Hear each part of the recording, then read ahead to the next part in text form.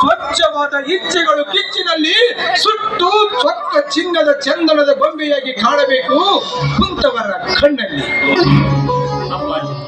ಎತ್ತವರ ಕರಳಿಗೆ ಯಾವ ಕಳಂಕ ಬಾರದಂತೆ ಈ ಮನೆಗೆ ಮುತ್ತಿನ ಹಾರವಾಗಿ ಮಾನ ಮರ್ಯಾದೆ ಎಂಬ ಶಿಖರವನ್ನೇರಿ ನಿಮ್ಮ ನ್ಯಾಯ ನೀತಿ ಧರ್ಮದ ಉಸಿರಲ್ಲಿ ಸದಾ ನಿಮ್ಮ ಆಶೀರ್ವಾದದಲ್ಲೇ ಬದುಕುತ್ತೀನಿ ಅಂತ ಅಪ್ಪಾಜಿ ನಿಮಗೆ ಮಾತು ಕೊಡುತ್ತೇನೆ. ಈ ನಿಮ್ಮ ಮಗನಾದ ನನ್ನ ಮೇಲೆ ಸ್ವಲ್ಪ ನಂಬಿಕೆಯನ್ನು ಇಡಿ. ಮಹಾಂತೇಶ, ಎತ್ತವರು ಮಗನನ್ನು ನಂಬದಿದ್ದರೆ ಮತ್ತಾರನ್ನು ನಂಬಬೇಕು? ನನ್ನ ಮಾತಿನಿಂದ ನಿನ್ನ ಮನಸ್ಸಿಗೆ ಸ್ವಲ್ಪ ನೋವಾಗಬಹುದು. ಆದರೆ ನಾನೇಕೆ ಒಂದು ಮಾತು ಹೇಳುತ್ತೇನೆ ಗೊತ್ತೇ?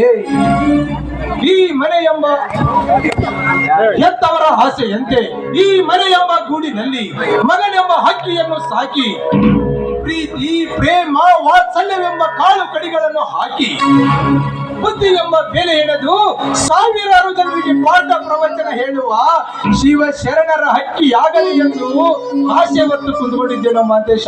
ಆಸೆ ಹೊತ್ತು ಆದರೆ ಹಕ್ಕಿ ರೆಕ್ಕೆ ಬಲಿತ ಮೇಲೆ 10,000 ಜನಕ್ಕೆ ಕುಕ್ಕುವ 10,000 ಬಾರದು ಎಂದು ನಿನಗೆ ಮುನ್ನೆಚ್ಚರಿಕೆ ಕೊಡ್ತಾ ಇದ್ದೇನೆ. ನಿಮ್ಮ ಮಾತಿನ ಅಂತರಂಗವನ್ನು ನಾನು ಅರ್ಥ ಮಾಡಿಕೊಂಡೆ. ನೀವು ತಿಳಿದುಕೊಂಡ ಹಾಗೆ ಈ ಹಕ್ಕಿ ಹಸಿ ಮಾಂಸವನ್ನು ಕುಕ್ಕಿ ತಿನ್ನುವ ರಣಹದ್ದು ಅಲ್ಲ. ಈ ಶಿವ ಶರಣರ ಮಠದಲ್ಲಿ ಬೆಳೆದಿದೆ. ಪಾಠ ಪಠಿಸುವ ಹೊರಗಿಣಿ ನಾನು.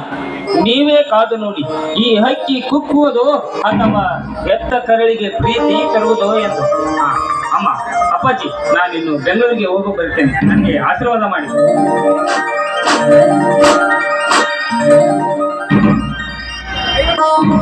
ರುದ್ರ, ನಾನು ಬೆಂಗಳೂರಿಗೆ ಹೋಗಿವೆ. ಚೆನ್ನಾಗಿದೆಯೇನೋ? ಚೆನ್ನಾಗಿದ್ದೀನ್ರಿ, ನಿಮ್ ಪುಣ್ಯದಿಂದ. ಅಲ್ರಿ, ಬಾದಿಂದ ಬಂದಿರಿ, ಇನ್ನೂ 1-4 ದಿವಸ ಇರಬಾರ್ದೇನ್ರಿ ಅಪ್ಪ? ಇಲ್ಲೋ ರುದ್ರ, ತುಂಬಾ ಅರ್ಜೆಂಟ್ ಕೆಲಸ ಇದೆ. ಮತ್ತೆ ಸಮಯ ಸಿಕ್ಕಾಗ ಯಾವಾಗಾದ್ರೂ ಬರ್ತೇನೆ ಅಂತ ಬಿಡೋ.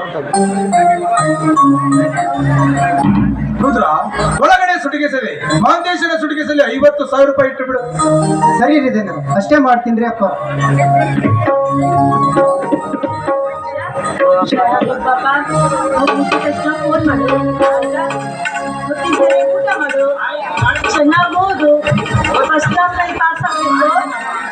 ಹಾಗೆ ಬಿಟ್ಟರೆ ಬಿಡೋವನಿಗೆ ಯಾಕಾನ ಮನೆ ಜೀವದಿಂದ ಈಗ ಹೋಗೋದು ಈಗ ಹೊಂಟ ನಾನು ಈಗ ಶುರು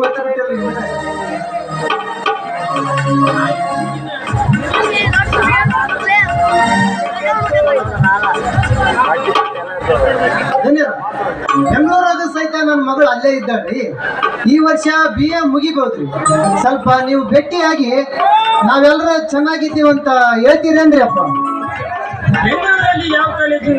ಅವಳು ಎಲ್ಲಿದ್ದಾಳಂತ ಹುಡುಕಬೇಕು. ನಿನ್ನ ಮಗಳ ವಿಳಾಸ ಏನಾದ್ರೂ ನಿನ್ನ ಹತ್ತಿರ ಇದೆಯೇನೋ?